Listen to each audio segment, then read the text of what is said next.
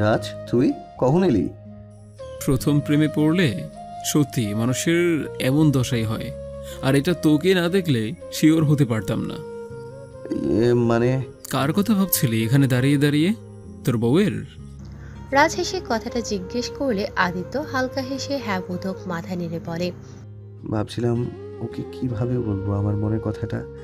ওর সাথে যে বিহেভটা আমি করেছি সেটা তো ও ডিজার্ভ করতো না। এখনো ও আমার জন্যই সাফার করছে। আমি জানি না ও আমাকে মেনে নিতে পারবে কিনা। রাজ আদিত্যকে চিন্তিত দেখে ওর কাঁধে হাত রেখে বলল, তুই একবার যখন বুঝতে পেরেছিস তুই মৌমিতাকে ভালোবাসিস, তখন আর হাল ছাড়িস না। হ্যাঁ, দোষ তোর বেশি, বাট তুই সেটা শুধরে নেওয়ার চেষ্টা করছিস। এটা দেখলেও মৌমিতা তোকে ক্ষমা করে দিতে পারে। কিন্তু ভাই, জিয়ার কেসটা, মানে ওটা আমি বলতেই পারছি না। জিয়া যেভাবে তোর সাথে চিপকে থাকে সেটা কোনো মেয়েই কিন্তু মেনে নেবে না। কোনো স্ত্রী মানতে পারে নিজের স্বামীকে অন্য একটা মেয়ের সাথে? সেখানেই তুই তো আবার জিয়াকে নিজের জিএফ বলে রেখে দিয়েছিস। রাজ, তুই ভালোভাবে জানিস আমি কাউকে বলিনি জিয়া আমার জিএফ। ও নিজেই লোককে বলে বেড়ায়, সেখানে আমি কি করতে পারি বলতো? কিন্তু তুই ঠিক বলেছিস, এই বিষয়ে মৌয়ের রাগ করাটা স্বাভাবিক। আমি নিজেই তো ওকে অন্য ছেলের সাথে সহ্য করতে পারি না। রাজ জোরে হেসে ফেলল আদিত্যের কথা শুনে। সেই দেখে আদিত্য ভ্রু কুঁচকালে রাজ ওকে বলে, আমি ভাবতেই পারছি না তুই নিজেকে অন্যের জায়গায় রেখে তার অবস্থাটা, অনুভূতিগুলো বোঝার চেষ্টা করছিস। এটাই তো চাই ব্রো। বৌদিকে তো মানতেই হবে এবার। আমাদের এতদিনের নিরামিষ আদিত্য ব্যানার্জিকে কয়েক মাসেই বদলে দিয়েছে। ঠিক আছে ঠিক আছে, চল চল, দেরি হয়ে যাচ্ছে। এমনিতেই দেরি করে এসেছিস। তুই কোথায় ছিলি? রাজ হাসছিল এতক্ষণ, কিন্তু আদিত্যের প্রশ্ন শুনে আস্তে আস্তে ওর মুখের হাসিটা মিলিয়ে গেল। সামাল দেওয়ার জন্য আমতা আমতা করে বলল, আমি ওই ওই আসার পথে ভার্সিটিটা একটু ঘুরে দেখছিলাম, তাই দেরি হলো আর কি। তুই তো এক্সাম দিতে এসেছিস, তাহলে তোর তো ভার্সিটিতে ঘোরার কথা নয়? আদিত্য এভাবে কথাটা ধরে ফেলবে রাজ ভাবতে পারেনি। এড়িয়ে যাওয়ার চেষ্টা করে রাজ বলল, ছাড় না, চল ভিতরে। রাজ রাজ এগিয়ে যেতে নিলে আদিত্য রাজের কাঁধে হাত রেখে বাধা দিল। ওর দিকে এগিয়ে পাশে দাঁড়িয়ে বলল, কথা বলেছে কোয়েল? রাজ কেমন যেন নেতিয়ে পড়ল আদিত্যের প্রশ্নে। একটা ব্যর্থতার নিঃশ্বাস বেরিয়ে আসলো তার ভেতর থেকে। চোখ মুখ শক্ত করে অন্যদিকে মুখ ফিরিয়ে নিলে আদিত্য রাজকে প্রশ্ন করে, যার দায়িত্ব আমাকে দিয়ে গেছিলি, প্রতিটা মুহূর্তে যার খবর নিয়েছিস, সে কেমন আছে জানতে চাইলি না তো একবারও? রাজ অবাক হয়ে আদিত্যের দিকে তাকালে আদিত্য হালকা হাসে, হেসে বলে, তুই কি ভেবেছিস তুই খবর নিবি অন্যদের থেকে আর আমি টের পাবো না? এটা হতে পারে? ভাঙা গলায় রাজের উত্তর পেলে আদিত্য একটু মজার ছলে বলে, দেখ, আমার নিজেরও তো প্রাণের ভয় আছে নাকি? তোর প্রাণ পাখির খেয়াল না রাখলে তুই তো আমার প্রাণ পাখি ফুট করে দিতি। তখন আমার বাচ্চা বউটার কি হতো বল? শালা তোরে তো। রাজ আদিত্যের কলার ধরে ওকে মারতে গেলে প্রিন্সিপালের রাখা স্টাফটি এসে পড়ে। তাকে দেখে রাজ আদিত্যকে ছেড়ে দিলে আদিত্য জয়ের হাসি হাসে। সেই দেখে রাজ বলে, বেঁচে গেলি, চল চল, না জানি ইনি আবার কি বলবে। জিয়ার বাবা যা শিখিয়েছে তাই বলবে, আবার কি? ওই জন্যই তো যেতে মন চাইছে না। কিন্তু যেতে তো হবেই। আদিত্য আর রাজ একটা বড় নিঃশ্বাস নিয়ে ভেতরে ঢুকে গেল, যেন যুদ্ধে যাচ্ছে। ভেতরে প্রবেশ করতেই দেখল প্রিন্সিপাল ম্যাডাম চিন্তিত হয়ে বসে আছেন। ওদের দেখেই উঠে দাঁড়ালেন। রাজের দিকে তাকিয়ে যেন স্বস্তি পেলেন উনি, যেটা আদিত্য লক্ষ্য করল। রাজ, তুমি এবার রেগুলার আসবে তো? রাজ আদিত্যের দিকে আর চোখে তাকিয়ে একটু ইতস্তত করে বলল, হ্যাঁ। কিছু একটা করো তোমরা দুজন মিলে এবার, প্লিজ। কি হয়েছে ম্যাডাম? পরেশ বাবু কি কিছু? হ্যাঁ, উনি ডিরেক্টর হওয়ার পর থেকে উল্টোপাল্টা বিষয়ে আমাদের সাপোর্ট করতে বলছেন। ওনার মেয়ের কাজকর্মের কথা তো ছেড়েই দাও। আদি, তুমি বুঝতে পারছো তো আমি কিসের কথা বলছি? বুঝতে পারছি ম্যাডাম, আপনি চিন্তা করবেন না। প্রিন্সিপাল ম্যাডাম ওদের কাছে এগিয়ে এসে রাজের দিকে তাকিয়ে বলল, তুমি যে নিজের কাছে এভাবে সাফল্য পাবে তা সত্যি ভাবিনি আমি। যাক, তোমাকে সাপোর্ট করে আমি ভুল করিনি তাহলে। আরও এগিয়ে যাও। এত কম বয়সে তুমি এত ভালো কাজ করছো ভাবতেই গর্ব হচ্ছে। আদির মতো তুমিও যে নিজের পায়ে দাঁড়িয়েছো, এটা জেনে আমি খুব খুশি। রাজ প্রিন্সিপাল ম্যাডামের কথা শুনে ভয়ে ভয়ে আদিত্যের দিকে তাকালো। দেখে আদিত্য নির্বিকারভাবে দাঁড়িয়ে আছে। এটা দেখে রাজ মনে মনে বলল, ঝড় ওঠার আগের পরিবেশ, এখান থেকে বাইরে বেরিয়ে বাঁচবো কিনা সন্দেহ। আর আপনি আমাকে আরও এগোনোর কথা বলছেন? শেষ রাজ, তুই শেষ। তোর আর বিয়ের শখ পূরণ হলো না রে। বাদ বাকির কথা তো ছেড়েই দে। আমার নিজেকে অনেক হেল্পলেস লাগছে, বিশ্বাস করো। একজন প্রিন্সিপাল হয়ে আমি কিছুই করতে পারছি না, শুধুমাত্র পলিটিক্যাল প্রেশারের জন্য। ওরা এখন রনিতকেও দলে টেনেছে। কথাটা শুনে আদিত্য চমকে উঠল। ও মনে মনে এটাই ভেবেছিল, যা সত্যি দাঁড়ালো। যাই হোক, শীত এসে গেছে। আদি, তুমি তো জানোই প্রত্যেকবার আমাদের ভার্সিটি থেকে ট্যুরে নিয়ে যাওয়া হয়। এইবারও হবে। আর তুমি যেহেতু union leader plus last year, তাই দায়িত্ব তোমার ওপর। সাথে পার্টনার হিসেবে রাজকেও নিয়ে নিতে পারো, সমস্যা নেই। তার আগেই অনেক বড় সমস্যার সমাধান করব ম্যাডাম, আসছি। আদিত্য কথাটুকু বলেই বেরিয়ে গেল প্রিন্সিপালের রুম দিয়ে। রাজ তো বোকার মতো তাকিয়ে আছে আদিত্যের যাওয়ার দিকে। কিছুক্ষণ পর ওর নিজেকে নিয়ে ভয় লাগতে শুরু করলো। প্রিন্সিপাল ম্যাডামকে বলবে, ম্যাডাম, আপনি আদির সামনে কথাগুলো না বললেই পারতেন। ও তো আমি ইচ্ছে করেই বলেছি রাজ, তোমরা দুইজনে একে অপরকে না জানিয়ে কিচ্ছু করো না। সেখানে তোমাদের সাকসেসের বিষয়টা লুকিয়ে গেছো। যত বেশি দিন এটা লুকিয়ে রাখবে তত খারাপ হবে তোমাদের সম্পর্ক, সবটা জানার পর। যেটা আমি চাই না। যাও, সবটা মিটিয়ে নাও নিজেদের মধ্যে। তোমাদের দুইজনকে এক হয়ে ন্যায়ের জন্য লড়তে হবে, কেউই একা পারবে না।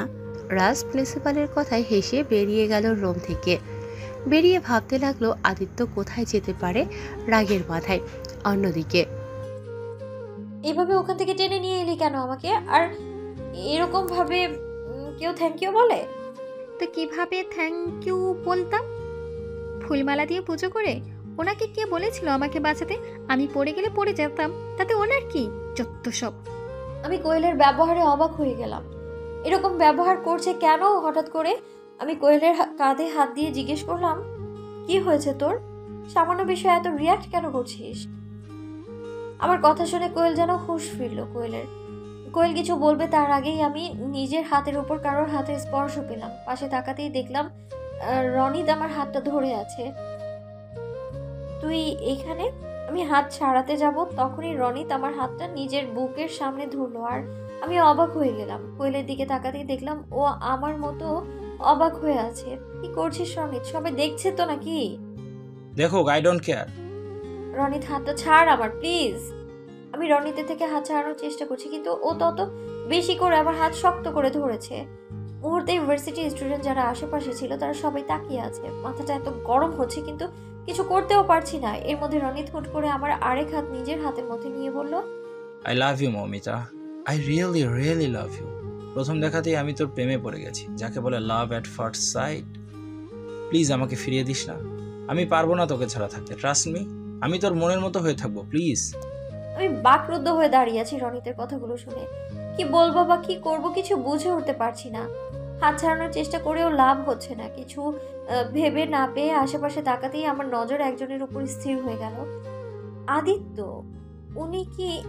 উনি কি রনিতের কথা শুনে ফেলেছেন? মনে তো হচ্ছে তাই। ওই জন্যই তো ওনার মুখটা ওইরকম ফ্যাকাশে লাগছে। কিন্তু আমি কি করতে পারি? আমি তো কথা বলা কমিয়ে দূরত্ব বাড়িয়ে নিতে চেয়েছিলাম ওনার কথা শুনে, কিন্তু তার আগে যে রনিত এমন কিছু করবে আমি তো বুঝতে পারিনি। আদিত্য ওখান থেকে চলে গেলেন আর আমার দিক থেকে দৃষ্টি সরিয়ে নিলেন। ওনার চোখটা কেমন যেন ছলছল করেছিল। না না, এটা একদম ঠিক হলো না। কালকে উনি বারণ করলেন রনিতের সাথে মিশতে, আর আজকেই এমন। যতই হোক, আমি একজন বিবাহিত মেয়ে, এভাবে একজন পরপুরুষ আমাকে স্পর্শ, কথাটা ভাবতেই আমার মধ্যে কি হলো আমি জানি না। আমি জোর করে রনিতের হাত থেকে হাতটা ছাড়াতে চাইলেও রনিত না ছাড়লে ওকে বলি, হাত না ছাড়লে উত্তর পাবি না তুই। কথাটা শুনে রনিত আমার হাত ছেড়ে দিলে আমি সজোরে একটা চড় বসিয়ে দিই ওর গালে সবার সামনে। ও চুপচাপ মাথা নিচু করে থাকলে আমি বলি, সাহস কি করে হলো তোর আমাকে এভাবে টাচ করার?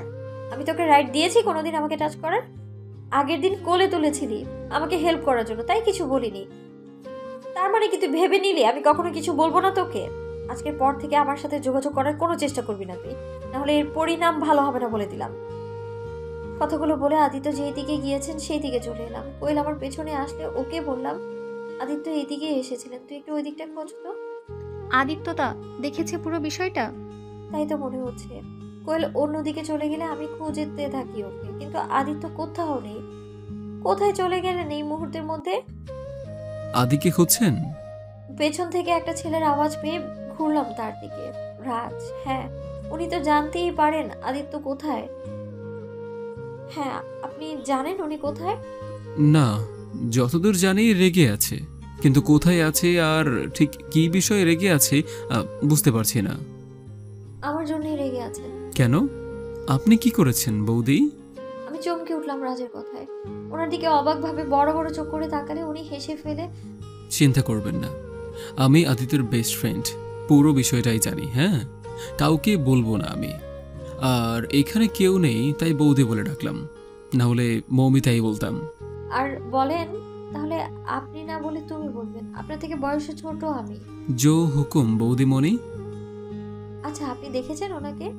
না, রেগে আছে। কিন্তু তুমি কি কিছু করেছো? আমি যতটুকু জানি আমার জন্য রেগে আছে। আমি রাজদাকে সবটা বললাম, কিছুক্ষণ আগে যা যা ঘটেছে সব শুনে উনি একটা ঢোক গিলে বললেন, তোমার নাম্বারটা দাও, আমি তোমাকে সবটা জানাবো যদি আস্ত থাকি। আজকে বোম ব্লাস্ট হবে একটা। হ্যাঁ? হ্যাঁ, তাড়াতাড়ি করো। ও যদি গাড়ি নিয়ে বেরিয়ে যায় সমস্যা হয়ে যাবে। এখন তুমি ওর কাছে যেও না, আমি যাচ্ছি।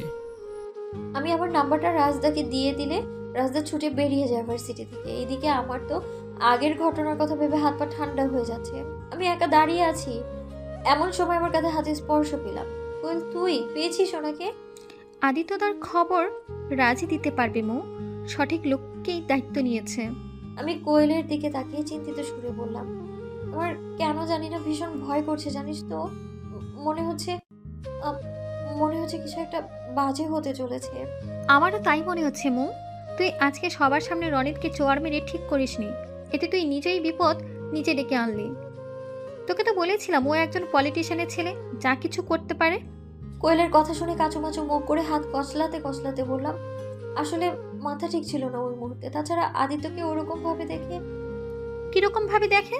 আরে আরে, উনি খুব রেগেছিলেন আগের থেকে, যা বুঝলাম রাজদার কথায়। কিন্তু আমাদের দিকে যখন তাকিয়েছিলেন তখন কেমন যেন মুখটা ফ্যাকাশে লাগছিল তার।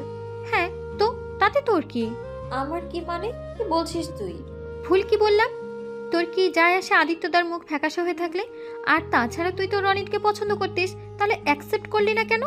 ওর জন্যই তো তুই আদিত্যদার সাথে মিসবিহেভ করেছিলি, তাই না? তাহলে অ্যাকসেপ্ট করে নিতিস। তোর মাথা ঠিক আছে? কি সব বাজে বাজে কথা বলছিস তুই কোয়েল? আমি একজন বিবাহিতা মেয়ে, আর আদিত্য আমার স্বামী। ওনার কিছু হলে আমার খারাপ লাগে। ওনাকে কষ্ট পেতে দেখলে আমি আমি না ওনার কষ্ট দেখতে পারবো না। আর ওনাকে ছাড়া অন্য। থেমে গেলি কেন? বল বল, ওনাকে ছাড়া অন্য অন্য কাউকে তুই অ্যাকসেপ্ট করতে পারবি না নিজের লাইফে, কি তাই তো? কোয়েলের কথায় রেগে গিয়ে মুখ ফসকে কি বলে ফেলেছি খেয়ালই ছিল না। অগত্যা চুপ করে থাকা ছাড়া উপায় রইল না আর। কোয়েল আবারও বলল, নিজের লাইফে অন্য কাউকে যখন মেনেই নিতে পারবি না, তখন কেন আদিত্য তাকে সুযোগটা দিচ্ছিস না মৌ? আদিত্য দা তো চায় সবটা নতুন ভাবে শুরু করতে, তাই না? কিন্তু আমি চাই না কোয়েল। সবটা নতুন করে শুরু করতে গেলে আমাকে ওনার আগের করা ব্যবহারগুলো ভুলতে হবে। আর তাছাড়া আমি একজন বিবাহিতা, তাই এভাবে কোনো ছেলে আমাকে বিনা অধিকারে টাচ করবে সেটা আমি মেনে নিব না। আমি ওনার জিয়ার মতো মেয়ে নই। ডিভোর্স দিয়ে দিব বলেই যে আমাকে এরপর অন্য কাউকে বিয়ে করতে হবে এমন তো কোনো কথা নেই, তাই না?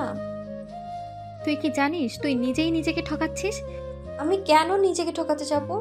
এভাবে নিজের অনুভূতিগুলোকে মিথ্যে প্রমাণ করার চেষ্টা করিস না মো। বিয়ে জিনিসটাকে মানিস তুই?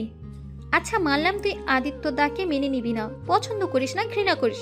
শীতের সিঁদুরটা তোর কাছে এতটা ইম্পর্টেন্ট কেন যে চুলের আড়ালে সেটা হলেও একটু দিয়েছিস? ডিভোর্স হলে তো এমনিতেও পড়বি না, তাহলে এখনই মুছে দে। কেন মানিস এতে আদিত্য দার ক্ষতি হবে? কি হবে ও মরে গেলে?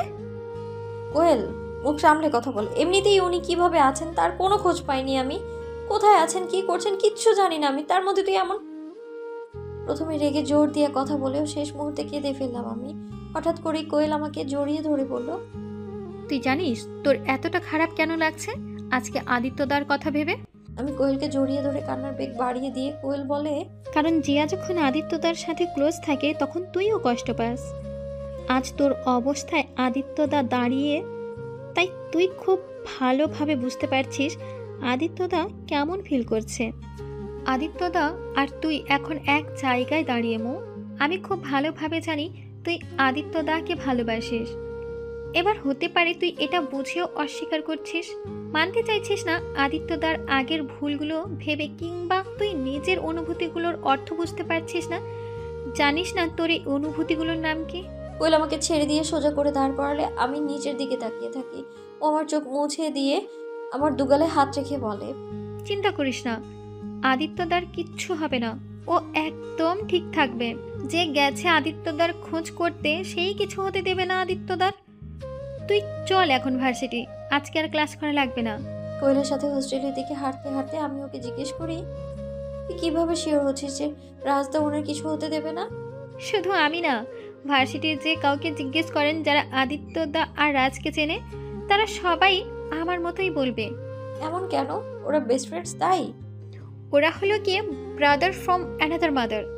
বাংলা ভাষায় যদি বলিস হরিহর আত্মা, দুজন দুজনকে সামলে রাখে সব সময়।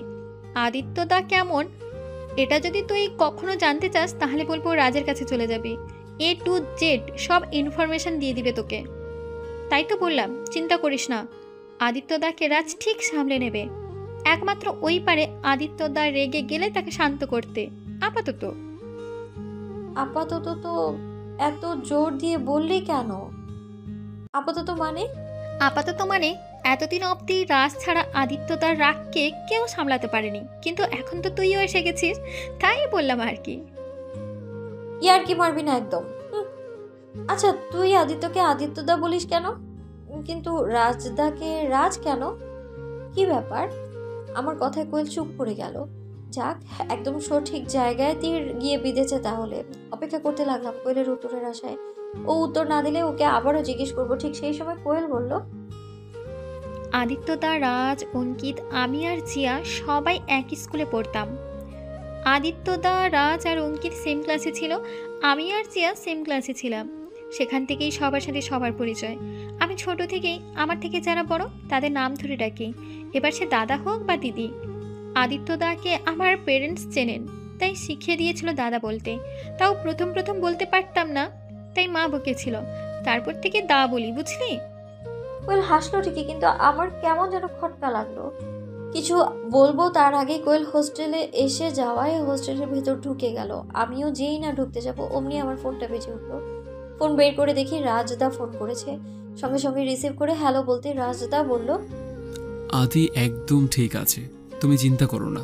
কোথায় আছে এখন? আমার সাথেই, আমি ওর বাড়িতেই আছি কদিন, তাই অসুবিধা হবে না। আচ্ছা। রাজদা কল কেটে দিলে আমি হোস্টেলের ভেতর চলে এলাম। ওনার খবর পেলেও কেন যেন মনটা খচখচ করছে, তাই চলে গেলাম ফ্রেশ হতে। ফ্রেশ হয়ে এসে একটু শুতে ঘুমিয়ে পড়লাম চিন্তা করতে করতে। ভার্সিটিতে আগে আগে এসে পড়েছি আজকে। কোয়েল একটু দেরিতে আসবে। গতকাল রাজদার খবর দেওয়ার পর আর কোনো খবর পাইনি। হোস্টেলে ফিরে ঘুমিয়ে পড়ায় ঘুম থেকে উঠতে রাত হয়ে যায়, যার ফলে রাজদাকে আর ফোন করতে পারিনি। আর ওনাকে ফোন করারও সাহস হয়ে ওঠেনি। জানি না আজকে উনি আসবেন কিনা ভার্সিটিতে। চুপচাপ দাঁড়িয়ে আছি, এমন সময় অঙ্কিত পাশে এসে দাঁড়ালো। কোয়েল কোথায়? পরে আসবে। তুমি কোথায় ছিলে? সেটার জন্য তোর কি কোনো কাজ আছে? এভাবে কেন বলছো? যেভাবে বলার সেভাবেই বলছি। আমি জানি তুমি কালকের ঘটনার জন্য রেগে আছো, কিন্তু বিশ্বাস করো আমার কোনো ইচ্ছে ছিল না রনিতের সাথে কথা বলার। তোমাদের কথা মতো আমি ওর থেকে দূরত্ব বজায় রাখবো ঠিক করেছিলাম, কিন্তু ও হুট করে ওরকম একটা কাজ করে বসলো। আর তুই ওকে চর মেরে দিলি? আমি অবাক হয়ে তাকালাম অঙ্কিতের দিকে। অঙ্কিত আমার রনিতকে চর মারা নিয়ে রেগে আছে। মৌ, তোর আইডিয়া নেই রনিত কতটা খারাপ। ও যে কতটা ভয়ঙ্কর হয়ে দাঁড়াতে পারে তুই ভাবতেও পারিস না। তুই কাজটা একদম ঠিক করিসনি। আজ অবধি রনিতের এমনভাবে অপমান কেউ করেনি, তাও আবার সবার সামনে। আরে অপমান করে তো দূর, কেউ ভাবুনি পর্যন্ত। না জানি ও কি ফোন দিয়ে আঁটবে তোকে ফাঁসানোর জন্য। অঙ্কিতের কথাগুলো শুনে ভয় পেয়ে গেলাম। কেন যে না বুঝে কাজ করি আমি, কে জানে বাবা। এখন এখন কি হবে? অঙ্কিত তো এই ইয়ারটাই ইউনিভার্সিটিতে থাকবে, তারপর কি করব আমি? এই ভাবতে ভাবতে পাশ ফিরে তাকাতেই দেখি আদিত্য আসছেন, পাশে রাজদা। আমি একটু এগোতেই ওনার হাতের দিকে চোখ গেল আমার। ওনার ডান হাতে ব্যান্ডেজ করা। কিছু বলবো তো দূর, ওনার কাছে পৌঁছানোর আগে উনি প্রিন্সিপাল ম্যাডামের ঘরে ঢুকে গেলেন। এই মৌ, এভাবে দৌড়িয়ে এলি কেন? অঙ্কিতের কথা শুনে ওর দিকে অসহায়ভাবে তাকালাম শুধু। রাজদা যে বলেছিলেন ওনার কিছু হবে না, তাহলে ওনার হাতে ব্যান্ডেজ কেন? কোয়েলও তো বলেছিল রাজদা সামলে নেবে, তাহলে কেন ওনার হাতে ব্যান্ডেজ? ভীষণ রকম মাথা গরম হচ্ছে ওনার উপর। রাগ হলেই কি নিজের ক্ষতি করতে হবে? বড্ড অসহায় লাগছে এবার নিজেকে। না না, এভাবে অস্থিরতার মধ্যে থাকবো কি করে আমি? ওনাকে, ওনার সাথে কথা বলতে হবে আমার। কি রে, এভাবে এখানে দাঁড়িয়ে কেউ কিছু কি করছিস? আমি প্রিন্সিপাল ম্যাডামের রুমের বাইরে বেশ অনেকটা দূরে দাঁড়িয়েছিলাম। ঠিক তখন কোয়েল পেছন থেকে ডাকলে আমি ওর দিকে তাকাই, তারপর আবারও ওই দিকে তাকিয়ে বলি, আদিত্য আর রাজদা প্রিন্সিপাল ম্যাডামের ঘরে আছেন। ও আচ্ছা, বুঝলাম। বরের জন্য অপেক্ষা করছিস? আরে বাজে কথা বলিস না তো। জানিস ওনার ডান হাতে ব্যান্ডেজ করা? তুই তো খুব বলছিলি কিছু হবে না। আদিত্য তার হাতে ব্যান্ডেজ করা? হ্যাঁ, উনি যখন এলেন তখনই দেখেছি। ও আচ্ছা, তার রনিত কোথায়, দেখেছিস? ওকে আমি দেখতে যাবো। কোয়েল আমার দিকে ছোট চোখ করে হালকা হেসে তাকাতেই আমার মাথায় ব্যাপারটা খেলো। আদিত্য রনিতকে কিছু করেননি তো? হ্যাঁ, উফ। আমি অসহায়ভাবে কোয়েলের দিকে তাকালে কোয়েল বলে, আমার দিকে তাকিয়ে লাভ নেই, সামনে তাকাও। তোমার প্রতিদেব আসছে, তাকেই জিজ্ঞেস করে নাও হাতে ব্যান্ডেজের কারণ। আমি চলি। কোয়েল কথাটুকু বলে চলে গেলে আমি সামনের দিকে ঘুরতেই দেখি আদিত্য আর রাজদা এদিকে আসছেন। আমি কি করব ভেবে না পেয়ে চুপচাপ দাঁড়িয়ে রইলাম। ওনারা এইদিকে না এসে অন্যদিকে চলে যেতে নিলেই আমি ওদের দিকে এগিয়ে যাই, আর তখনই রাজদার সাথে আমার চোখাচোখি হয়। রাজদা আমাকে চোখের ইশারায় যে ওরা যেই দিকে যাচ্ছে সেই দিকে যেতে বলে। আমিও সেই মতো চুপচাপ ওদের পিছু পিছু যেতে থাকি। আদিত্য নিজের মতো করে কথা বলতে বলতে যাচ্ছিলেন। রাজদা কখন যে সরে গেছেন টেরই পাইনি আমি। রাজদা সরে গিয়ে আমাকে ওনার পেছনে চুপচাপ দাঁড়িয়ে থাকতে ইশারা করে চলে যান। ম্যাডাম যাই বলো, কাজটা কিন্তু আমাদের করতেই হবে। তুমি? হ্যাঁ, কেন জিয়াকে আশা করেছিলেন? আমার কথা শুনে উনি চলে যেতে নিলে আমি মুখ টিপে হেসে হাসি থামিয়ে আবারও জিজ্ঞেস করলাম, কোথায় যাচ্ছেন? জিয়ার কাছে? আমার প্রশ্ন শুনে উনি আমার দিকে রেগে তাকালে আমি জোর করে নিজের হাসি থামিয়ে দাঁড়িয়ে থাকি। আমার সামনে এসে উনি জোরে বলেন, তোমার প্রবলেমটা কি? সারাক্ষণ কেন জিয়া জিয়া করো? ও কি তোমাকে আমার চামচামি করতে পাঠিয়েছে? আমি জিয়ার চামচামি করছি? তা নয় তো কি, সারাক্ষণ জিয়া নাম জপতে থাকো। জিয়া যে আশ্রম খুলেছে জানতাম না তো। তুমি সেই আশ্রমেই যাচ্ছ নাকি জব শিখতে? ও সরি, আসলে এখান দিয়ে যাচ্ছিলাম, তখন আদিত্য তার কথা শুনে হাসি পেয়ে গেল। কেটে পড় কোয়েল। আমি কিছু বলতে যাব তার আগেই কোয়েলের হাসি শুনে ওর দিকে তাকালাম। ও সুর করে কেটে পড়লো কথাগুলো বলে। আদিত্যের দিকে আবার তাকাতেই দেখি উনিও হাসছেন। আমাকে তাকাতে দেখে আবার চুপ করে গেলেন। আমি ওনার দিক থেকে মুখ ফিরিয়ে জিজ্ঞেস করলাম, হাতে কি হয়েছে, ব্যান্ডেজ কেন? আদিত্য চুপ করে রইলেন আমার প্রশ্নের উত্তর দেওয়ার বদলে। উনি নিজের হাতের দিকে তাকিয়ে রয়েছেন দেখে আমি আবারও বললাম, কি হলো বলবেন তো? তেমন কিছু না। তাহলে কেমন কিছু? শুধু শুধু কি হাত কেটে যায় নাকি মানুষের? দেখি হাতটা। আদিত্য আমার দিকে তাকালে আমি নিজেকে সংযত করে বললাম, না মানে কতটা কেটেছে দেখতাম আর কি। আচ্ছা, ব্যান্ডেজের উপর দিয়ে দেখতে? ওনার কথা শুনে আবারও বিপাকে পড়ে গেলাম। কি বলবো ভাবছি, এমন সময় উনি আমার কাছে এসে স্লো ভয়েসে বললেন, এত চিন্তা আমার জন্য? না মানে কি? আপনি আসল কথাটা না বলে কথা কেন ঘোরাচ্ছেন? তাই নাকি? আমি কথায় ঘুরেছি? তা নয় তো কি? আচ্ছা বেশ, রাজের সাথে একটু মারামারি করতে গিয়ে কেটে গেছে। কি? হ্যাঁ, আমার মাথা গরম ছিল ওর কাজকর্মে, তাই মেনেছি। ওসব আমাদের মধ্যে হতেই থাকে। আচ্ছা এই ব্যাপার, ঠিক আছে, আমি রাজদার থেকে জিজ্ঞেস করে নিচ্ছি। এই কেস করেছে? কিছু বললেন? হ্যাঁ মানে রাজ তো বেরিয়ে গেছে ভার্সিটি থেকে, পরে কথা বলো। আগে তো দেখি। বলেই হাঁটতে শুরু করলাম রাজদা যেদিকে গিয়েছেন সেই দিকে। কেমন যেন মনে হচ্ছে মিথ্যে কথা বলছেন উনি আমাকে। উনি রাজদাকে কেন মারতে যাবেন? অবশ্য রাগের মাথায় কি করেন না করেন তা তো ঠিকও থাকে না ওনার। তাও একবার জিজ্ঞেস করব আমি। ওই তো রাজদা। কিছুটা যেতেই দেখলাম রাজদা দেয়ালে ঠেস দিয়ে দাঁড়িয়ে ফোন ঘাঁটছেন। আমি জোর পায়ে হেঁটে রাজদার সামনে দাঁড়িয়ে বললাম, রাজদা। আরে মৌমিতা, তুমি এখানে? হ্যাঁ, আপনার খোঁজ নিতে এসেছি। আহ, আমার খোঁজ কেন? কালকে আদিত্য আপনাকে মেরেছে তো, তাই না? তা আপনি ঠিক আছেন তো? আমাকে আদিত্য মেরেছে? ছে, হ্যাঁ হ্যাঁ, মেরেছি তো, মেরেছে। রাজদাকে পেছনের দিকে তাকিয়ে আমতা আমতা করতে দেখে আমি পেছন ফিরলাম। ফিরতেই দেখি আদিত্য দাঁড়িয়ে আছেন। এ কি, আপনি এখানে কেন? কখন এলেন আপনি? এই তো এক্ষুনি এলাম। তুমি রাজকে খুঁজছিলে, তাই ভাবলাম আমিও তোমাকে একটু হেল্প করি, তাই আর কি। আমি আদিত্যর কথা শুনে পাত্তা না দেওয়ার ভান করে রাজদার দিকে ফিরতেই রাজদা একটা ক্যাবলা মার্কে হাসি দিয়ে আবারও বলল, আমি একদম ঠিক আছি। আদিত্য আর আমার মধ্যে এসব প্রায় চলতে থাকে। আদিত্যের দিকে একবার তাকিয়ে নিয়ে আমার দিকে তাকিয়ে, তুমি চিন্তা করো না। আচ্ছা। আমি ঘুরে আদিত্যের দিকে তাকাতেই আদিত্য ক্যাবলা মার্কা হাসি দিল আমাকে দেখে। আমি সেই দেখে ভ্রু কুচকাতেই আদিত্য চুপ করে গেলেন। আমি এগোনো শুরু করলাম। কে রে আদি, তুই মিথ্যে বলেছিস কেন? তো কি সত্যি বলতাম? পরে সত্যি জানলে কি হবে বলতো? আগে জানুক, তারপর দেখা যাবে। রনিতের হাত মুখ আস্ত আছে তো? আমি কিছু দূর যেতেই দাঁড়িয়ে গিয়ে পেছন ফিরে রাজদাকে জিজ্ঞেস করলাম কথাটা। রাজদা আমতা আমতা করে বলল, মানে? না, আপনাকে আদিত্য এমন মারলো যে ওনার হাতটাই কেটে গেল, কিন্তু আপনার কিছুটি হলো না, তাই জিজ্ঞেস করলাম। আপনি তো ভালো জানবেন, তাই না? যাই হোক, মিথ্যে বলার চেষ্টাটা আর কোনোদিনও করবেন না আপনারা, স্পেশালি আপনার বন্ধুকে বলবেন।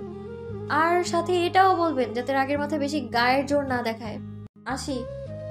আমি কথাগুলো বলে একবার আদিত্যের দিকে তাকিয়ে সামনে ফিরলাম। সামনে ফিরতেই হাসি পেল, কিন্তু না হেসে মুখ চেপে চলে এলাম ওখান থেকে। নে, আরো বল মিথ্যে, গাধা একটা। তোর কপালে একটা ব্যান্ডেজ করিয়ে আনা দরকার ছিল। শুধু শুধু কেন ব্যান্ডেজ করব আমি? শুধু শুধু কেন, সত্যি সত্যি করার ব্যবস্থা করে দিতাম আমি। আদিত্য 32 পাটির দাঁত বের করে রাজের দিকে তাকিয়ে হাসলে রাজ নিজের শার্টের হাতা ফোল্ড করতে করতে বলল, আয় দেখি কেমন সত্যি করতে পারিস। আদিত্যকে আর কে পায়, দিয়েছে ভোদর। ওর পিছন পিছন রাজও দৌড়াচ্ছে।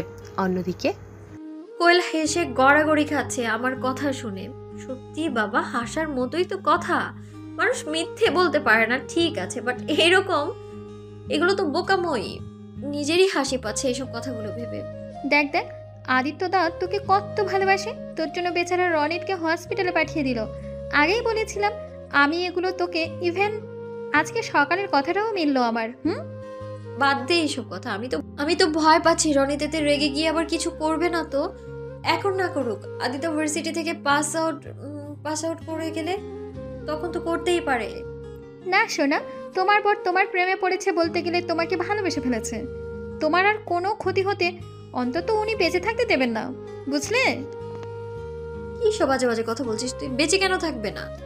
বাবা, এখন যদি বলি তুমিও তোমার বরকে ভালোবাসো, অমনি লম্বা লম্বা ডায়লগ দিতে শুরু করবে।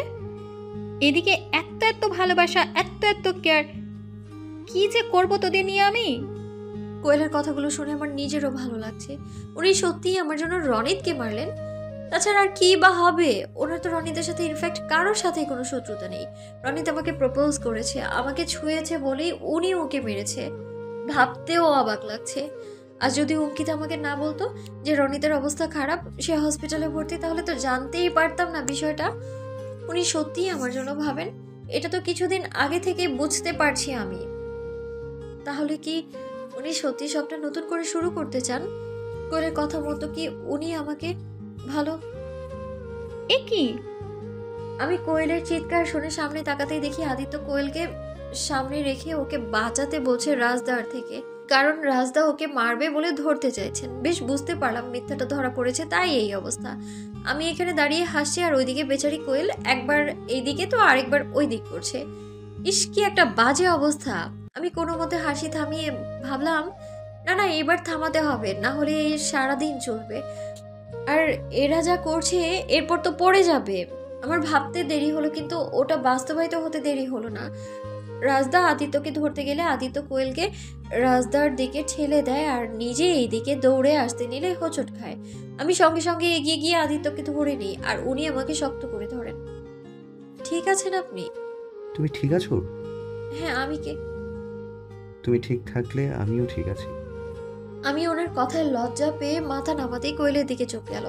কোয়েলের কোমর রাজদা শক্ত করে ধরে আছে, আর কোয়েল রাজদার কলার। ঠিক যেমন লাইব্রেরিতে একে অপরের দিকে তাকিয়েছিল এক দৃষ্টে, এখনও তাই। আমার তাকানো দেখে আদিত্যও তাকালেন ওদের দিকে। আশেপাশে থাকা কয়েকটা স্টুডেন্টসও তাকিয়ে আছে। তাই আমি আদিত্যকে ছেড়ে দূরে সরে এলাম। আদিত্য সামান্য হেসে মাথা চুলকে আমার দিকে তাকালে আমি ওনার দিকে আর না তাকিয়ে কোয়েলের কাছে এগিয়ে জোরে জিজ্ঞেস করলাম, এই কোয়েল, ঠিক আছিস?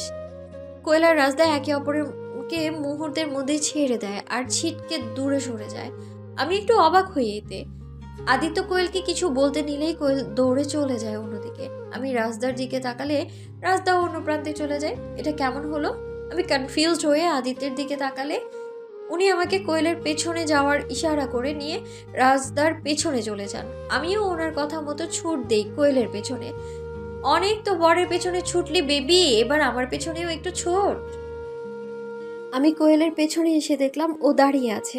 ওর পাশে দাঁড়িয়ে কাঁধে হাত রাখতেই ও অন্যদিকে ঘুরে গিয়ে বলল, তুই এখানে এলি কেন? আমি তো যেতাম ওদিকে। কোয়েলকে নিজের দিকে ফিরিয়ে বললাম, এই একই প্রশ্ন আমারও। তুই এখানে এলি কেন? কি এমন হলো যে ছুটে চলে এলি এইদিকে? রাজদার থেকে এত পালিয়ে পালিয়ে বেড়াস কেন বলতো তুই? কারণ আমার ওকে ভালো লাগে না, তাই। আর কিছু? কোয়েল বেশ রেগে কথাটা বলল। আমি বুঝতে পারছি না কোয়েল এতে এত কেন রেগে আছে রাস্তার উপর। আগে কি কিছু হয়েছিল? তাই হবে, ওরা তো স্কুল লাইফ থেকে একে অপরকে চেনে। থাক, এখন কিছু জিজ্ঞেস করবো না, পরে কোয়েলের মুড ঠিক হলে জিজ্ঞেস করবো। কি হলো, চল। কতক্ষণ এখানে দাঁড়িয়ে থাকবি? হ্যাঁ চল। কোয়েল আগে হাঁটতে শুরু করলো আর আমি ওর পেছন পেছন হাঁটতে থাকলাম। এভাবে আর কতদিন নিজে কষ্ট পাবি, আর ওকেও কষ্ট দিবি রাজ? আদিত্যের প্রশ্নে রাজ তা ছিল হেসে মুখ অন্যদিকে ফিরিয়ে নিলে আদিত্য হতাশার দীর্ঘশ্বাস ফেলল। আদিত্য ভার্সিটির বাইরে এসে দেখছিল রাজ চুপচাপ একটা পার্কের বেঞ্চে বসে আছে। রাজের পাশে বসে রাজকে প্রশ্নটা করলে রাজ কোনো উত্তর দেয় না। তাই কিছুক্ষণ পর আদিত্য আবার বলল, কোয়েল তো কিছুই জানে না তোর ব্যাপারে। জানতে চায়ও না। তুই জানাতে না চাইলে কিভাবে জানবে? আসার পর থেকে দেখা ছাড়া একটা কথাও বলেনি। চেষ্টা করলে এড়িয়ে গেছে। মৌমিতাই সাক্ষী আসার পর থেকে ঘটে যাওয়া ঘটনাগুলোর। আদিত্য রাজের কাঁধে হাত রেখে বলল, তুই যেটা করেছিস সেটা তো ঠিক নয় রাজ। এটা ভুলে যাস না, কোয়েলের রেগে থাকার কারণ তো আছেই। আদিত্যের দিকে তাকিয়ে, আমার ওকে জানানোর কিছু নেই। ও ওর লাইফ মুভ অন করুক, আমি আমার লাইফটা করে নেব। ছোটবেলার ভালো লাগা নামক আবেগটা তো আর জোর করে ভালোবাসার নাম দেওয়া যায় না, তাই না? তুই বলছিস তুই কোয়েলকে ভালোবাসিস না? তাহলে ওর থেকে দূরে গিয়েও কেন ওর খোঁজ রাখতিস? আমি কখন বললাম আমি ওকে ভালোবাসি না? আমি তোকে নিজের জীবনের চাইতেও বেশি ভালোবাসি। কিন্তু তাই বলে যে ও আমাকে ভালোবাসবে তার তো কোনো মানে নেই দাদি। রাজ কথাটুকু বলে উঠে গেলে আদিত্য নিজের জায়গায় বসে জোরে বলে ওঠে, কোয়েলও কিন্তু তোর খোঁজ প্রত্যেকটা মুহূর্তে নেওয়ার চেষ্টা করেছে রাজ। আদিত্যের কথা শুনে রাজ দাঁড়িয়ে গেলে আদিত্য মুচকি হেসে রাজের কাছে এগিয়ে গেল। পাশে দাঁড়িয়ে পকেটে হাত গুজে বলল, তুই আমাদের সাথে 4 বছর যোগাযোগ রাখিসনি রাজ। কোয়েল তখন ছোট ছিল, সদ্য ক্লাস 9-এ উঠেছে। আর তুই সেই সময় এইচএস দিয়ে, আচ্ছা ওকে, কোয়েল তখন ছোট ছিল, সদ্য ক্লাস 9-এ উঠেছে। আর তুই সেই সময় এইচএস দিয়ে হাওয়া হয়ে গেলি। ওই ছোট বয়সে ও অনেকের কাছে খোঁজ খবর নিয়েছে তোর, কিন্তু কোনো খোঁজ পায়নি। ও এখনো জানে না যে আমি তোদের ব্যাপারটা জানি। তাহলে তখন কিভাবে আমাকে জিজ্ঞেস করতো তোদের ব্যাপারটা? শুধু এতটুকু জানতে পেরেছে যে তুই আমার থেকেই ওর খবর পেতিস, কিন্তু অবাক ব্যাপার তুই জানতিস না। আদিত্য কথাটা বলে হাসতে শুরু করলে রাজও হেসে ফেলল। আসলে রাজ যেই ছেলেটার থেকে খবর নিত কোয়েলের, সেই ছেলেটাকে আদিত্যই ইনফরমেশন দিত। আদিত্য ছেলেটাকে কিছু বলতে দেয়নি রাজকে, কারণটা রাজের প্রতি আদিত্যের অভিমান। আদিত্য রাজকে বলল, আমার মনে হয় এবার তোর কোয়েলকে নিজের মনের কথাটা বলা উচিত। দেখ না ওর উত্তর কি আসে। ওর উত্তরেই তুই বুঝতে পারবি ও অভিমান করে আছে নাকি সত্যি তোকে পছন্দ করে না। রাজ মাথা নাড়ল শুধু আদিত্যের কথায়, আর মনে মনে ভাবল, ও হয়তো সত্যি আমাকে পছন্দ করে না, কিন্তু ওকে এইটুকু তো জানতেই হবে যে আমি ওর জন্যই চলে গিয়েছিলাম আর ওর জন্যই ফিরে এসেছি। কি রে, কি এত ভাবছিস? চল। রাজকে আদিত্য টেনে ভার্সিটির দিকে নিয়ে চলে গেল। ক্লাস শেষে আদিত্য আর রাজ বসে কথা বলছে বন্ধুদের সাথে, কিন্তু আদিত্যের চোখ খুঁজছে মৌমিতাকে। আদিত্য বারবার এদিক ওদিক তাকাচ্ছে। সেটা দেখে রাজ হেসে আদিত্যের কানে কানে বলল, বউরে খুঁজিস? তাহলে ওইদিকে দেখ। রাজের কথা মতো আদিত্য সেদিকে তাকালে দেখে মৌমিতা আর কোয়েল কথা বলতে বলতে আসে। রাজ আদিত্যকে বলল, দেখ, তোর বউয়ের খেয়াল রাখছি আমি। আদিত্য হেসে রাজের দিকে ঘুরে বলল, আমার বউয়ের খেয়াল রাখিসনি, নিজের বউয়ের রেখেছিস। একসাথে দুটো কাজ করেছিস বল। বউ তো হেইন। এদিকে আমি আর কোয়েল কথা বলতে বলতে আসছিলাম, সেই সময় দেখলাম আদিত্য আর রাজদা ওদের বন্ধুদের সাথে কথা বলছে। আমার সাথে সাথে কোয়েলও এটা দেখতে পেলে আমাকে সঙ্গে সঙ্গে বলে, চল, হোস্টেলে ফিরতে লেট হয়ে যাচ্ছে। কথাটুকু বলেই কোয়েল গটগট করে হেঁটে বেরিয়ে গেলে আমি ওর যাওয়ার দিকে তাকিয়ে একবার রাজদার দিকে তাকাই। রাজদা আমাকে দেখে তাচ্ছিল্য হাসলে আদিত্য পেছন থেকে ইশারা করে কোয়েলের সাথে যেতে। আমি সেটা দেখে হাঁটা ধরি কোয়েলের পেছনে। আদিত্য তার মানে সবটাই জানে ওদের ব্যাপারে। ওনাকেই না হয় সুযোগ পেলে জিজ্ঞেস করব। হ্যাঁ, সেটাই ভালো হবে। এই বিষয় দিয়েই কথা বলা শুরু করা যাবে। না হলে আগের দিনের ব্যবহারের পর কিভাবে কথা বলবো মাথায় আসছিল না। এটাই একমাত্র উপায়। এটা দিয়েই শুরু করে না হয় আগের দিনের বিষয়ে যাব। কথাগুলো ভেবেই একটু দৌড়ে গিয়ে কোয়েলের পাশে হাঁটতে শুরু করলাম। রাতে কাজটা হয়ে গেছে রাজ? অলমোস্ট, বাট আমাদের একবার কলকাতা যেতে হবে। কাজটা কিন্তু রিস্কি। ঠিক হচ্ছে কি? প্ল্যানটা দারুণ, কিন্তু চল, অনেক কথা হলো, ঘুম পাচ্ছে। আদিত্য কথা শেষ করে নিজের ফোনের দিকে তাকিয়ে থাকলে রাজ সেটা দেখতে পায়। বলে, করেই দেখ একবার ফোন, মেবি ও ওয়েট করছে তোর ফোনের। রাজের কথাটা শুনে আদিত্যের মনে এক চিলতে আশার আলো জেগে উঠল। আদিত্য হালকা ভয় নিয়ে ফোনটা হাতে নিয়ে রাজের দিকে তাকালো। রাজ হেসে ভরসা জুগিয়ে ঘুমোতে চলে যায়। অন্যদিকে ধুর, কিছুতেই ঘুম আসছে না। কি যে হচ্ছে আজকে। অনেকক্ষণ ধরে এপাশ ওপাশ করতে করতে উঠে বসলাম। উঠে বসে কোয়েলের দিকে তাকাতেই দেখলাম ও গভীর ঘুমে মগ্ন। কি করব ভেবে না পেয়ে ফোনটা হাতে নিলাম। গান শুনি। এত রাতে তো আর ওনাকে ফোন করব না। আর কি বা বলবো? কোয়েলদের কথা জিজ্ঞেসটা না হয় পরেই করব। কথাটা ভেবে হেডফোনটা হাতে নিতেই ফোনের আলো জ্বলে উঠল। স্ক্রিনে ওনার নাম ভেসে উঠছে। ভাইব্রেশনে রাখায় কোনো আওয়াজ হয়নি। আমি কোনো কিছু না ভেবেই ফোনটা রিসিভ করে নিলাম। রিসিভ করার পর অপেক্ষা করতে লাগলাম ওনার কিছু বলার, কিন্তু ওই দিক থেকেও কোনো রকম কোনো কথাই নেই। আমি ধৈর্য হারিয়ে ফোনটা রাখতে নিলেই উনি ওপাশ থেকে বললেন, ঘুমাওনি? না, ঘুম আসছিল না। আচ্ছা। আপনি কেন ঘুমাননি? ঘুম আসছিল না আমারও। আচ্ছা। আবারও নীরব হয়ে রইলাম দুজন। এবার আমি নীরবতা ভেঙে বললাম, রাজদা আপনার সাথে আছে? হ্যাঁ, একই রুমে আছি, দুই বন্ধু। ঘুমিয়ে পড়েছে ও, তাই আমি বেলকনিতে আছি। হ্যাঁ, ঠিক আছেন উনি? ঠিকই আছে। কোয়েল ঠিক আছে তো? হ্যাঁ, অনেক আগে ঘুমিয়ে গিয়েছে। হবে, ওর কথা বাদ দাও।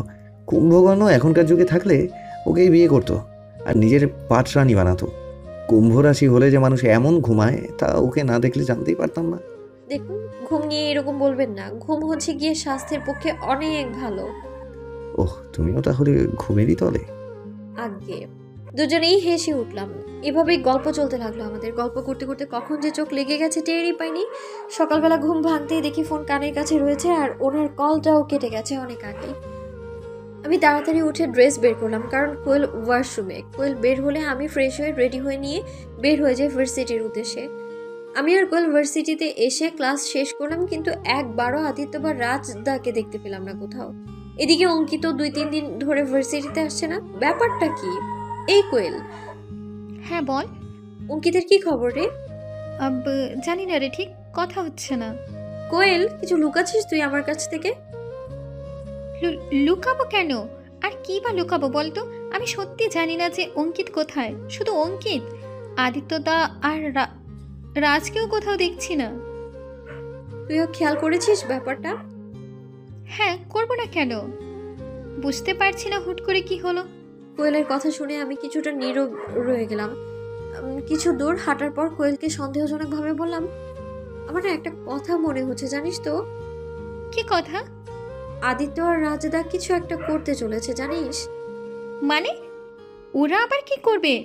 যেদিন থেকে রাজদা এসেছে সেই দিন থেকেই ওনার হাবভাব বদলে গেছে। আরে তোকে তো আমি বললাম ওরা হরিহর আত্মা, দুজন দুজনের শক্তি ওরা। এতদিন রাজ না থাকায় আদিত্য দা তেমন কিছু বলতো না কারুকে, কাজে করে দেখাতো। বেশিরভাগ সময় নিজের বই নিয়ে বসে থাকতো, কারোর সাথে তেমন কথা বলতো না। আর এখন সারাক্ষণই রাজের সাথে বকবক করতে থাকবে। এক্স্যাক্টলি, এটাই তো করা উচিত ওনার, কিন্তু উনি তো সেটা করছেন না। আর এখানেই তো আমার সন্দেহ হচ্ছে। ধুর, আমি কিছু বুঝতে পারছি না, তুই আমাকে খুলে বল। আমি রাজদার আসার পর থেকে ওনাকেই ফলো করছি। রনিত যেদিন আমাকে প্রপোজ করলো সেদিনও উনি চুপ ছিলেন, চুপ করে বেরিয়ে গিয়েছিলেন ওখান থেকে। আর তারপর সেদিন ওনার হাতে ব্যান্ডেজের কারণ কি জানিস? আদিত্য তো রনিতকে মেরেছে, আর এর জন্যই ওকে দেখা যাচ্ছে না। চুপ চুপ চুপ, এত জোরে বলিস না, কেউ শুনলে খারাপ হবে।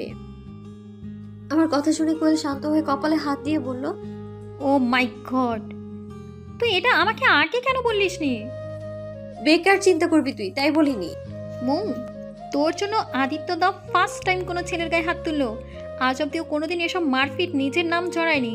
সব থেকে বড় কথা, একটা মেয়ের জন্য আদিত্য দা এতটা ফেরিয়াস হয়ে উঠেছে। আমি তোকে বলছি, আদিত্য দা সত্যি তোকে ভালোবাসে, সহ্য করতে পারছে না ও তোকে অন্য কারোর সাথে। উফ কোয়েল, তুইও না। কোন কথা কোথা থেকে কোথায় নিয়ে গেলি বলতো? ব্লাস করাও হচ্ছে। ধুর, যেটা বলছিলাম সেটা শোন। বল। এই কদিন আমি যতবার ওদেরকে কথা বলতে দেখেছি ততবারই আদিত্য রাজদাকে কিছু বলছিলেন, আর ওনার মুখে রাগ স্পষ্ট ছিল। ও এই ব্যাপার? এই ব্যাপার মানে? তোর অবাক লাগলো না ব্যাপারটা? লেগেছে তো। তুই ঠিকই বলেছিস, ওদের মধ্যে কোনো একটা কিছু তো চলছে, কিছু একটা ঘোট ওরা পাকাচ্ছে। কিন্তু যা করবে সব ভেবে চিন্তেই করবে আমার মনে হয়। আমার না কেন জানি খুব টেনশন হচ্ছে। বুঝতে পারছি। আচ্ছা চল খোঁজ করে দেখি ওর দুজন এসেছে কিনা। না আসলে না হয় আমি ফোন করবো আদিত্যদাকে। ওকে? হ্যাঁ হ্যাঁ, এটাই ভালো হবে। আমি আর কোয়েল নিজেদের জায়গা থেকে একটু এগোতে নিলেই পিছন থেকে আওয়াজ এলো, কোথায় যাচ্ছিস? আদিত্যকে খুঁজতে? আমরা পেছন ফিরে দেখলাম জিয়া 2 হাত ভাঁজ করে দাঁড়িয়ে আছে। আমি ওর দিকে তাকাতে ও বাঁকা হাসে। সেই দেখে কোয়েল কিছু বলতে নিলে আমি কোয়েলকে বাধা দিই। এখন ওকে কিছু না বলাই ভালো, হয়তো ও খোঁজ নিতে পারবে না, হয়তো ও খোঁজ দিতে পারবে আদিত্যের। তোর কেন মনে হলো আমি আদিত্যকে খুঁজতে যাচ্ছি? সারাক্ষণ তো পিছনে ঘুরঘুর করিস। আসলে জিয়া, আমি সারাক্ষণ ওর পেছনে ঘুরঘুর করলে তোর কি হবে রে? ওটা তো তোর চাকরি, আমারই চাকরির দরকার নেই রে। আমার কথা শুনে কোয়েল মুখ টিপে হাসলে জিয়া দাঁতে দাঁত চেপে বলে, আমি আদিত্যের পিছনে ঘুরি না, আমরা দুজন দুজনকে ভালোবাসি, তাই একসাথে থাকি। আর এই জন্য আমি জানি ও কোথায় আছে, কি করছে, ওর সব খবর ও আমাকে বলে, কারণ আমি ওর একমাত্র নিজের। তাই বেকার তুই ওর পিছে পড়ে থাকিস না, কোনো লাভ হবে না। তোর মতো থার্ড ক্লাস মেয়েকেও ও ডিজার্ভ করে না। আর তুই আদিত্যদাকে ডিসার্ভ করিস না মো। চল। কোয়েল আমাকে টানতে টানতে ওখান থেকে নিয়ে এলো আর রাগে গজগজ করতে থাকলো একা একা। কি মনে করি নিজেকে? গায়ে পড়া ফালতু মেয়ে একটা, সবসময় ছেলে দেখলেই গায়ে ঢলে পড়তে হবে। নিকি মাসি একটা, তার আবার এত বড় বড় ডায়লগ। যেই ছেলে দেখতে সুন্দর, টাকা আছে, সেই ছেলের গায়ে গিয়ে ঢলে পড়তে হবে। যত সব। মানে এটা কি সেদিন রাজদাকে জড়িয়ে ধরেছিলি সেটার রাগ? আমার কথা শুনে কোয়েল আমার দিকে এমন একটা রাগলি লুক দিল যে আমি ঠোঁটে আঙুল দিয়ে চুপ করে দাঁড়ালাম। ধুর, থাকবোই না আমি এখানে। কোয়েল গটগট করে চলে গেলে আমি হেসে ফেলি, কিন্তু আবারও ওনার কথা মনে পড়তেই চিন্তিত হয়ে পড়ি। সেদিন কেমন যেন রাগ নিয়ে প্রিন্সিপাল ম্যাডামের রুমে ঢুকেছিলেন। কি করতে চেয়েছিলেন উনি? কয়েকদিন পর খবর পেয়েছিস কোনো? খোঁজ পেলে কি আর এত টেনশন করতাম?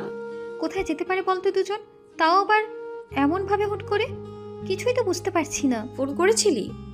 ধরেনি, আর কল ব্যাকও করেনি। তুই কি রাজকে ফোন করেছিলি?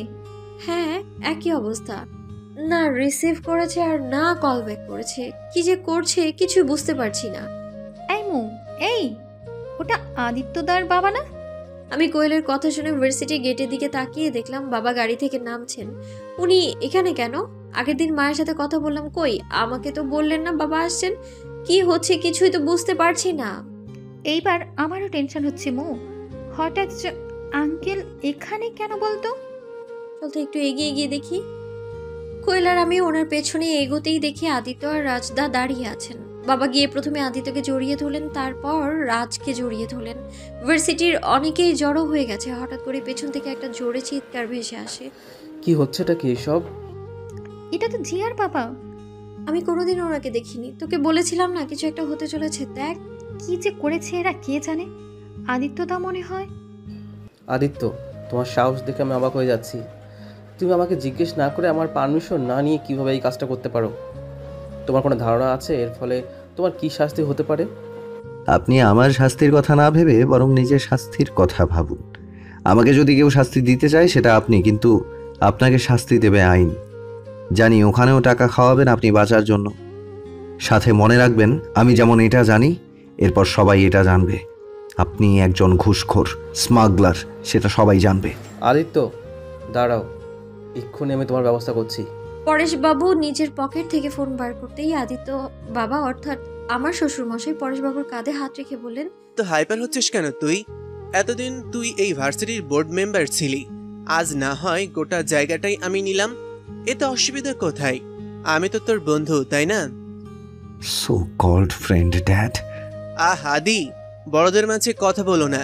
আমি কথা বলছি তো নাকি? আদিত্যকে ধমক দিয়ে শ্বশুরমশাই পরেশবাবুকে আবারও বললেন, দেখ, তুই যেমন কাজ করেছিস তার পরিণাম তোকে একদিন না একদিন ভোগ করতেই হতো। এটা তুই নিজেও খুব ভালো করে জানিস। তবে বেকার ভার্সিটির বাইরে সিন ক্রিয়েট করিস না। কথাটা শেষ করতে পরেশবাবু বাবার কলার ধরতে যান আর আদিত্য সাথে সাথে পরেশবাবুর হাত ধরে নেন। সাহস তো কম না আপনার? আপনি আমার সামনে আমার বাবার গায়ে হাত তুলছেন। এটা ভার্সিটির বাইরে করার চেষ্টা করলে আপনার হাত ভেঙে রেখে দিতাম আমি। আদি, হাতটা ছাড় ওনার।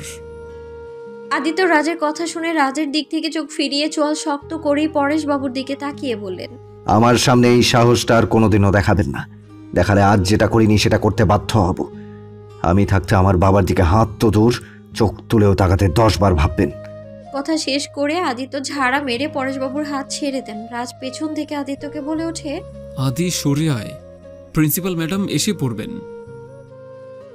রাজদা কথাটা বলতেই পরেশবাবু তীক্ষ্ণ দৃষ্টি নিয়ে রাজদার দিকে তাকালেন। আর সেটা দেখতেই রাজদা ভয় পেয়ে যাওয়ার ভান করে বললেন, এভাবে তাকাবেন না স্যার, বাচ্চা ছেলে আমি, ভয় পেয়ে যাচ্ছি তো। আমি জানি আদিত্যের সাথে তুমি ছিলে, তুমি ওকে মত দিয়েছো এসব করার জন্য। একদম ঠিক জানেন, আমি ছাড়া কে বা আদির সাহায্য করতে পারে বলুন? কিন্তু আমি এসেছি দেখেই আজ আপনার এই দশা।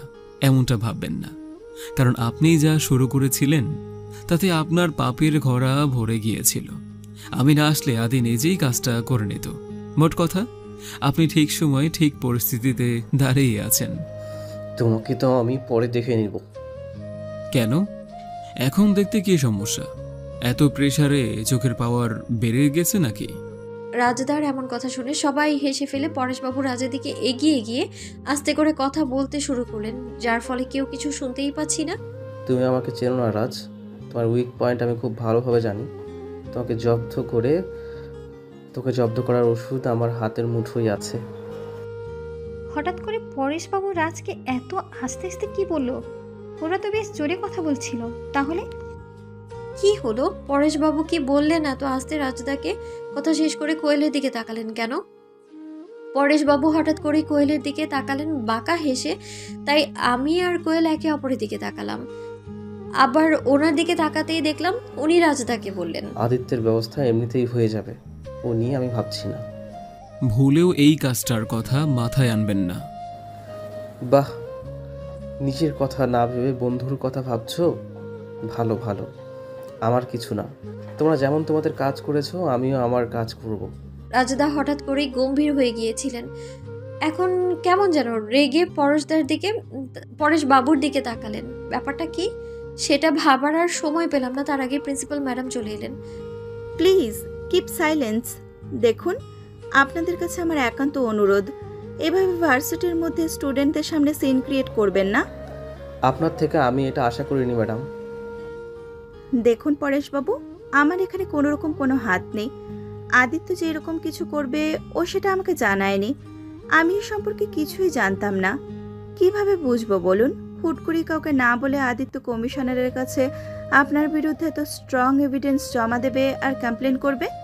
আমি জানলেও কিছু করতে পারতাম না, কারণ এভিডেন্সগুলো সত্যি খুব স্ট্রং। শেষে একটা কথাই বলবো আমি আপনাকে, আপনার থেকে আমরা কেউ এসব আশা করিনি। প্লিজ যা হয়েছে তা মেনে নিয়ে আপনি চলে যান। পরেশবাবু তীক্ষ্ণ দৃষ্টি দ্বারা আদিত্য, রাজদা আর বাবার দিকে তাকিয়ে প্রিন্সিপাল ম্যাডামকে বললেন, এর মূল্য আপনাদের দিতে হবে। হারে হারে এবার আপনারা টের পাবেন আমি কি জিনিস। কথাটা আরেকবার রিপিট করুন, আমি রেকর্ড করে কমিশনারকে পাঠাচ্ছি। পরেশবাবু আদিত্যের কথা শুনে ওর দিকে তাকালে আদিত্য ঠোঁট বন্ধ করে হেসে চোখ বুজে সম্মতি জানান যে উনি কাজটা করবেন। পরেশবাবু আর কিছু না বলে আমাদের দিকে এগিয়ে আসতে শুরু করেন। আমাদের পাশ কাটিয়ে চলে যাওয়ার পর হঠাৎ উনি পিছন ফিরে কোয়েলের দিকে তাকান আর তারপর রাজদার দিকে তাকান। আমিও ওনার মতো রাজদার দিকে তাকালে দেখি রাজদা চোয়াল শক্ত করে পরেশবাবুর দিকে তাকিয়ে আছে। সেটা দেখে পরেশবাবুর দিকে তাকালে দেখতে পাই উনি কোয়েলের দিকে তাকিয়ে বাঁকা হাসলেন আর চলে গেলেন। এই মৌ, চল এখন এখান থেকে। রাজদার হঠাৎ চুপ করে যাওয়াটা বেশ সন্দেহজনক।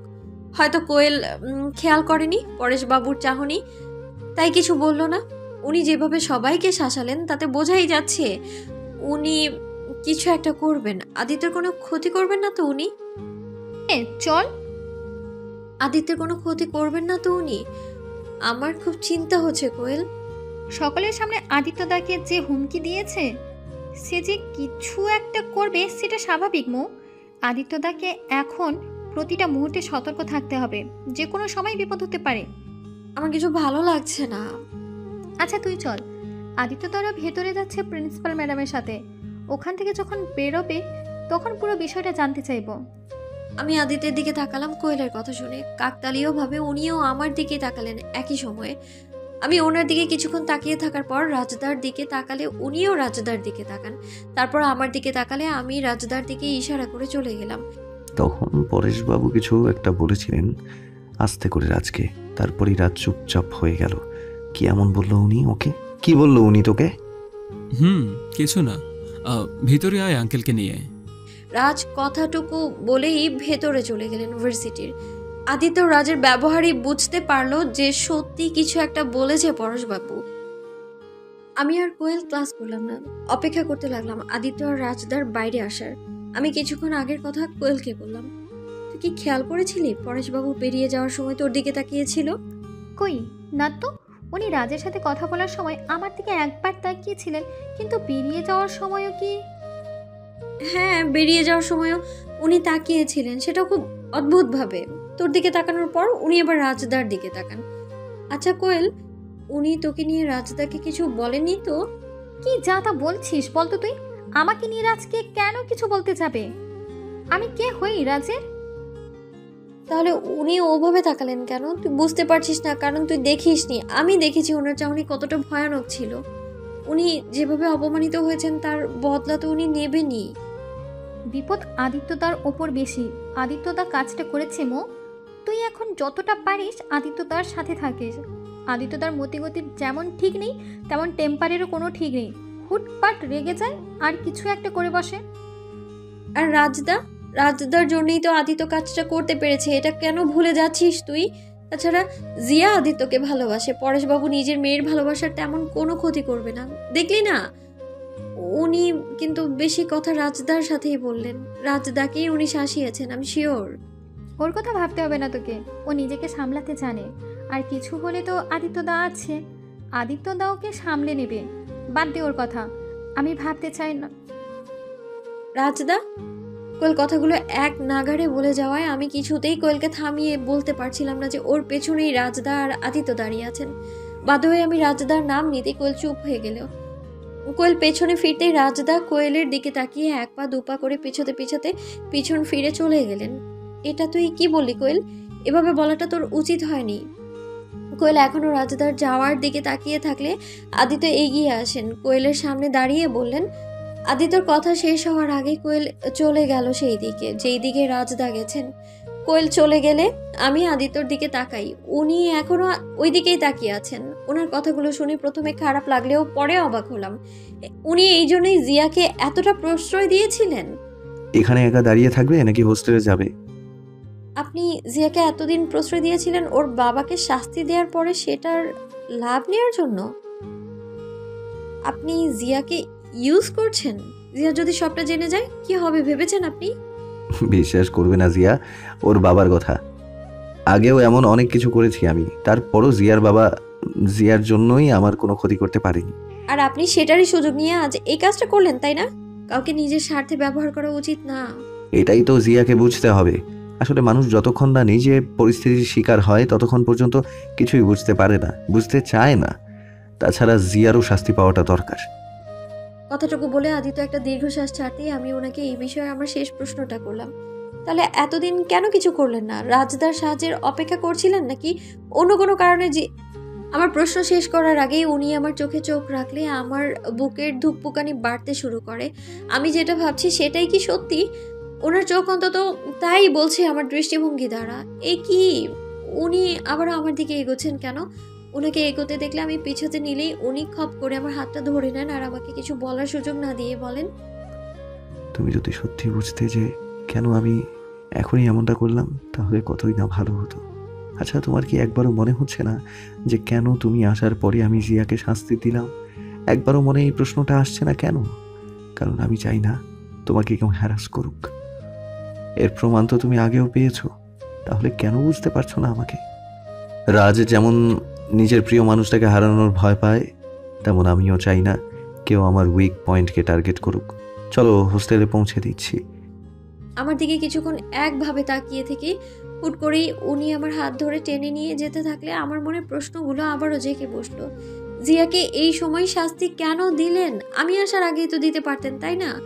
আর একটু আগে কি বললেন উনি? কোয়েল যা বলছে সেটা কি ঠিক? তাহলে বসো।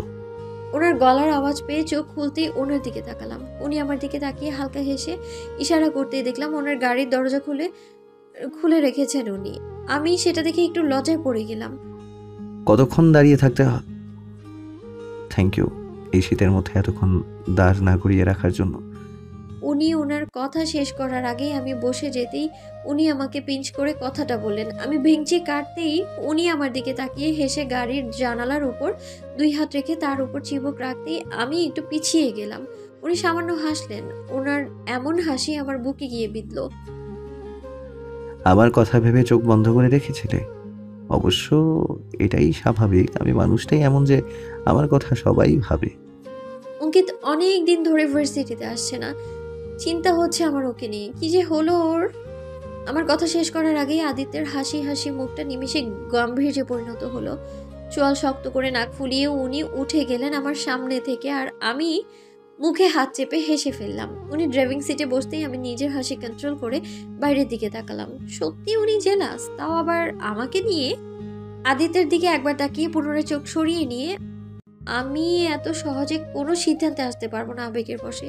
আমাকে বুঝতে হবে উনি কি চাইছেন, কতটা ভাবছেন আমাদের সম্পর্ক নিয়ে। এখনই যদি ওনাকে ধরা দিয়ে দিই তাহলে হয়তো সবটা বদলে যেতেও পারে আবার। কিন্তু উনি এরকম চুপ করে গেলেন কেন? তখন এই কথাটা কি একটু বেশিই বলে ফেলেছি? ঠিক করলাম আদিত্যের সাথে কথা বলবো, কিন্তু কি নিয়ে? কোয়েলের বিষয়ে বলি বরং। বলছি আমি চলে এলাম, কিন্তু কোয়েল ও তখন কোথায় গেল কিছুই তো জানতে পারলাম না। ও ঠিক আছে যেখানে আছে। এখন বিষয় ওর ঠিক থাকা নিয়ে নয়, ওর ঠিক রাখা নিয়ে। মানে কাকে ঠিক রাখবে ও আবার? সঠিক সময়ে সব জানবে। ওনার উত্তরের পরিবর্তে আমি আর কিছুই বলার মতো খুঁজে পেলাম না। চুপ করে রইলাম। ভাবছি জিজ্ঞেস করব, মনে যে প্রশ্নটা চলছে। না থাক। আচ্ছা আপনি কি রেগে? হোস্টেল এসে গেছে। আমি আদিত্যের কথা শুনে বাঁ দিকে তাকিয়ে দেখলাম হোস্টেলের গেটের সামনে দাঁড়িয়ে আছে গাড়িটা। ওনার কথা বলার ধরনেই বুঝতে পারলাম উনি রেগে আছেন তখন এই কথাটা নিয়ে। অনেক দেরি হয়ে গেছে, হোস্টেলে যাও, না হলে ম্যাডাম। আমি তখন মজা করে এই কথাটা বলেছিলাম। আপনার খারাপ লাগবে বুঝতে পারিনি, সরি। সাবধানে বাড়ি ফিরবেন। কথাটা বলে দরজাটা খুলতে নিলে উনি আমার হাত ধরে বাধা দিলেন। আমার দিকে হঠাৎ করে এগিয়ে এলে আমি শকড হয়ে ওনার দিকে তাকিয়ে থাকি। উনি আমার চোখে চোখ রেখে আস্ত করে বললেন, সিট বেল্ট না খুলেই নেমে যাবে? ওনার কথা শেষ হতেই বুঝতে পারলাম উনি আমার সিট বেল্টটা খুলে দিলেন। আমি সঙ্গে সঙ্গে নেমে গেলাম গাড়ি থেকে। ঘরে ঢুকে টেক্সট করবে আমাকে, আর অযথা হোস্টেল থেকে একা বেরোবে না, মনে থাকে যেন কথাটা। আমি ওনার ধমক শুনে চুপ করে গেলাম। ঘরে এলাম। এবার ব্যাগটা রেখে ফোন হাতে নিয়ে একটা টেক্সট করে জানালার সামনে দাঁড়ালাম। দেখলাম উনি গাড়ির বাইরে দাঁড়িয়ে এক হাতে ফোন দেখছেন আর অন্য হাতে সিগারেট খাচ্ছেন। আমার ফোনের সঙ্গে সঙ্গে মেসেজ এলো। আমি সেটা ওপেন করি। ঘরে যাও, ঠান্ডার মধ্যে জানালার সামনে দাঁড়িয়ে থাকতে হবে না।